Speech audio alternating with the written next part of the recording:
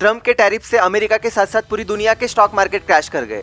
लेकिन ये tariffs exactly होते क्या है, इन टैरिफ्स को किसे पे करना पड़ेगा, स्टॉक मार्केट्स क्यों गिर गए और कौन से देश को सबसे ज्यादा नुकसान हुआ, चलिए जानते हैं।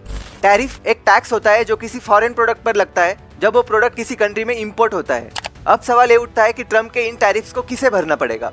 तो इसका सिंपल आंसर है अमेरिका के लोग। चलिए एक एग्जांपल के साथ समझते हैं। अगर इंडिया से अमेरिका में 200 रुपीज के चावल एक्सपोर्ट होते हैं और यूएस गवर्नमेंट उस पर 50% टैरिफ लगा देती है, तो अमेरिकन कंपनी जो इन चावल को इंपोर्ट कर रही थी उसको ये 50% टैरिफ यानी 100 rupees extra tax US government को देना पड़ेगा।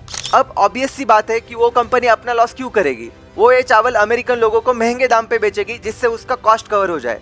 यानी आखिर में ये टैक्स कंज्यूमर को ही देना पड़ेगा जिससे यूएस में महंगाई बढ़ेगी। अब सवाल ये आता है कि फिर ट्रम्प ने ऐसे टैरिफ्स क्यों लगाए। सबसे पहला रीजन, बाकी कंट्रीज अमेरिकन प्रोडक्ट पर ज्यादा टैक्स लगा रही थी जबकि अमेरिका उनके प्रोडक्ट्स पर कम टैक्स ले रहा था। ट्रम्प ने इस इम्बैलेंस को ठीक करने के लिए ये टैरिफ्स लगाए।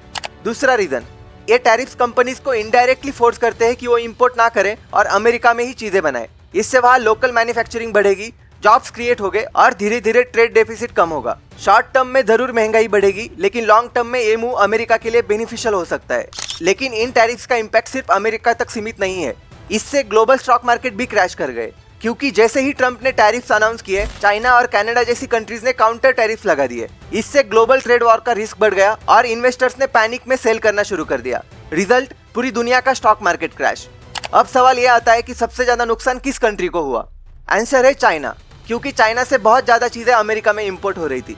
ट्रम्प के टैरिफ्स के बदले में चाइना ने भी 34% काउंटर टैरिफ्स अमेरिकन गुड्स पे लगा दिए और इसी वजह से आज दुनिया एक ग्लोबल ट्रेड वॉर के कगार पर खड़ी है।